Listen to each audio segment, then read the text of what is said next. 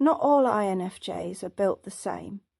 You've probably felt that even among rare people there are distinctions, that some INFJs seem to have already crossed a threshold you are still standing at, that some are still waiting for something they cannot name. History knew this.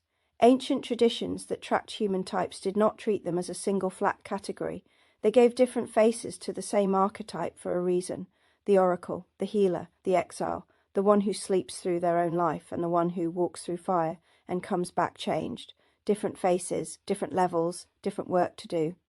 Most content about ENFJ stops at the door. It says, you are rare, you are sensitive, you are gifted, and then it leaves you there, flattered but not changed. That is not what this channel is for. Real self-knowledge doesn't hand you a golden mirror, it hands you a map with terrain marked on it. The places you have already passed through, the places you have not yet reached, and the exact point where you are standing right now. If you do not know which archetype is running your life at this moment, you cannot understand your own patterns. You cannot understand why you keep giving your gifts to people who cannot receive them. You cannot understand why your most powerful quality keeps turning against you. This is not self-help. This is orientation. So today I want to map this out. What I'm calling the INFJ Archetype Hierarchy. 7 distinct types within the INFJ psychological profile, each with a different center of gravity, each with specific gifts, specific shadow expressions, and a very different level of psychological integration. Think of it as a classification system, not a judgment. The ancients used exactly this kind of framework: initiatory levels, stages of mystery cast not by blood but by depth. We are doing the same thing here, with more precise language. I'm ranking these archetypes not by worth but by psychological complexity and integration. Lower in the hierarchy does not mean lesser as a human being. It means earlier in the process. It means the work is still ahead of you, which is not a sentence. It is a direction. Where you sit right now tells you exactly what your next move should be. Let's begin at the base. First archetype in the hierarchy is the sleeper. This is the INFJ who has not yet woken up to what they are, not because they lack the capacity. The capacity is enormous, you can almost sense it in them, banked like heat behind glass. But the sleeper is still operating on borrowed maps.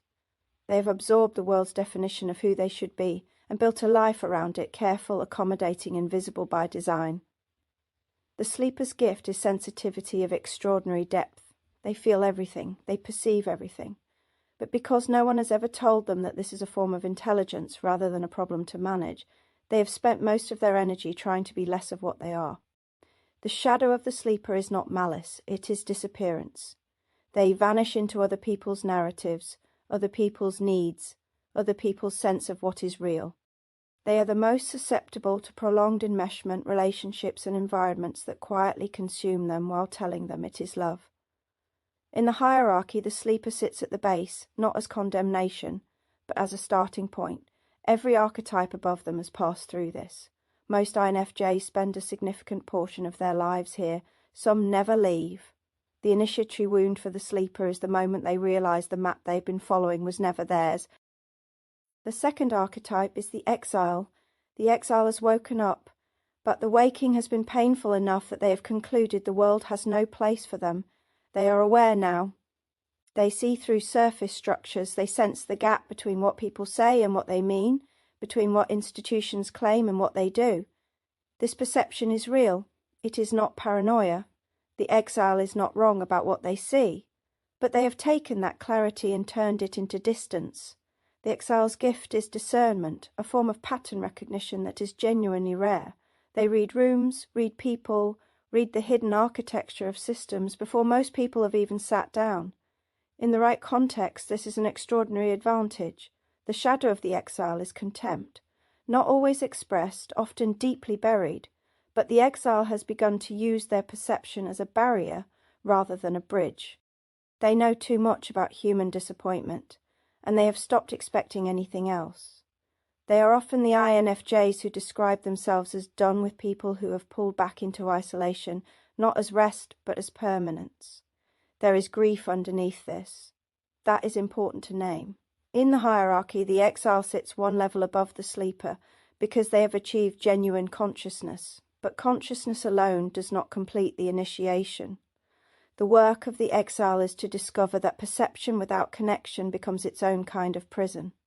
The third archetype is the mystic. This is where the INFJ's connection to deeper frameworks, mythology, spirituality, psychology, and the archetypal begins to activate. The mystic has found a language for their inner world that finally fits, and for a time this is genuinely transformative. The mystic's gift is depth. They can hold complexity. They understand that human experience contains dimensions that most people never examine, and they are drawn to them with something that resembles hunger. The shadow of the mystic, however, is dissociation by another name. The inner world becomes so rich, so compelling, so endlessly layered, that the outer world begins to feel not just less interesting, but less real. The mystic can become extraordinarily developed in their inner geography, while their practical life quietly collapses around them. Relationships that need maintenance, work that needs doing, commitments that need honouring. These start to feel like interruptions.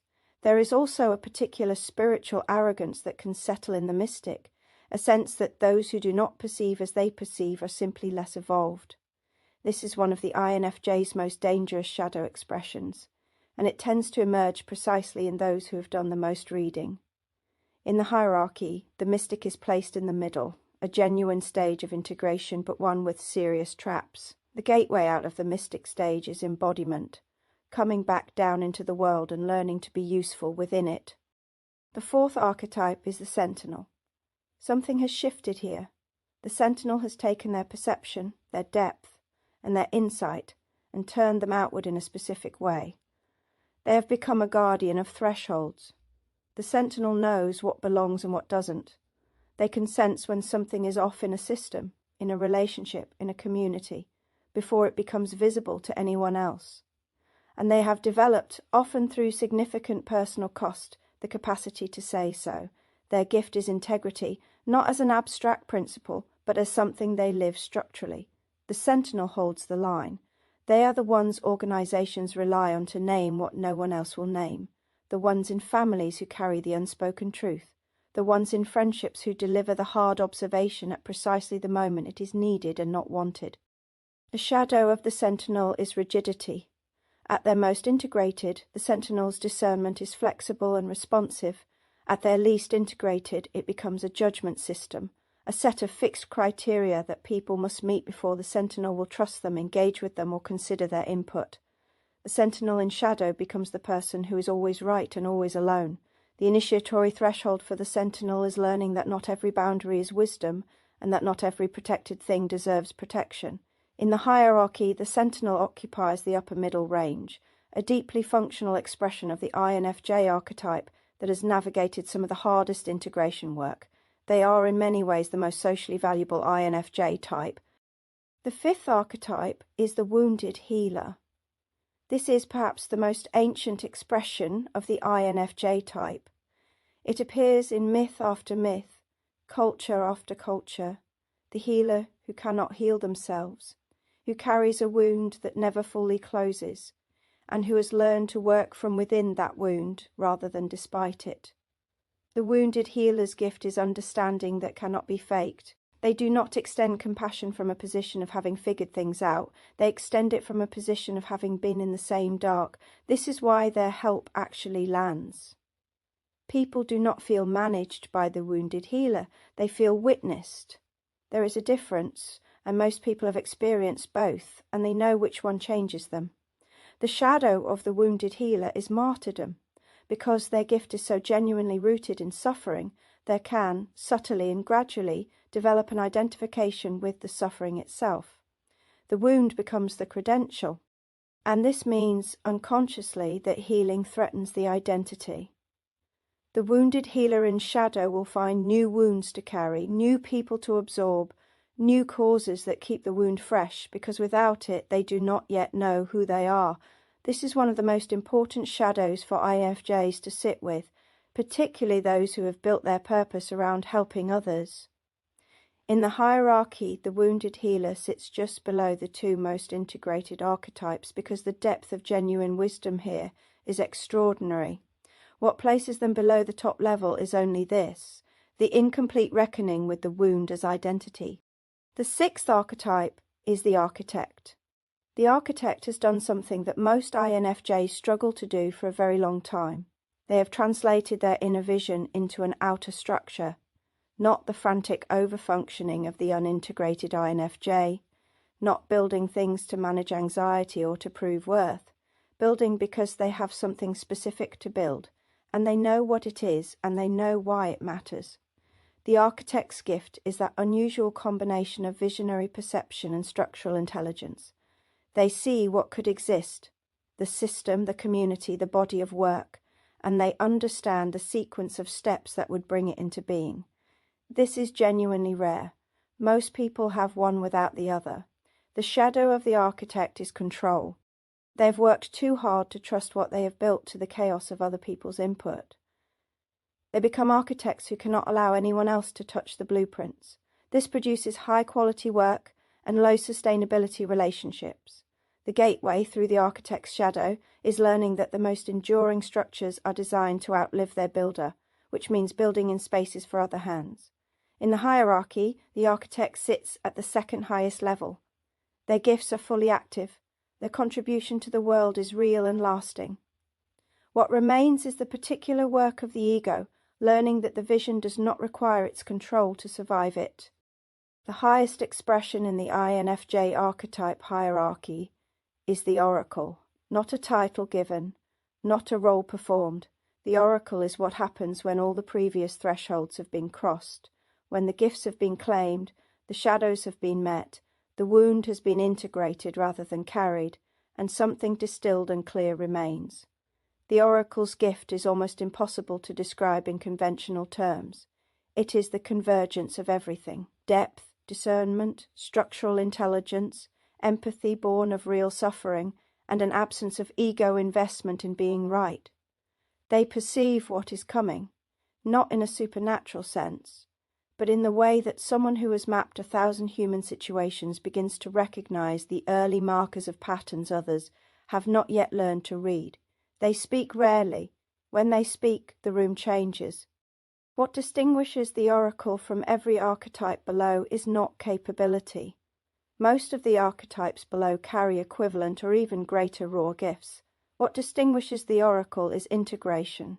They have made peace with what they are. Not peace as resignation, but peace as full arrival. They are not performing the INFJ. They are not managing the INFJ. They are simply, and this is rarer than any specific gift, themselves, without apology or advertisement. The shadow of the oracle, and they do still carry a shadow, is silence as withdrawal. The temptation to withdraw from the world entirely, having seen it clearly enough to be deeply tired of it, to let the gifts become private rather than offered. This is the oracle's ongoing edge, to remain in the world long enough to give what they came to give. 7 archetypes, 1 hierarchy. But here is what I want you to sit with before you close this video. Knowing where you are in this map is not a vertex, it is a coordinate. And coordinates exist for a single purpose, so you know where to go next. The archetypes at the lower levels of this hierarchy are not lesser. They are earlier in a process that is not linear, earlier in the work of becoming what the INFJ was always capable of being. Some people enter at the sleeper and move through all 7 in a decade. Some spend 30 years at the exile before the breakthrough comes. The pace is not the point. The direction is the point. And if something in this hierarchy named a place you have been, or a place you are now, then you already have more information than most people ever gain about themselves. What you do with it is the actual initiation. Until next time, find your power, know your myth,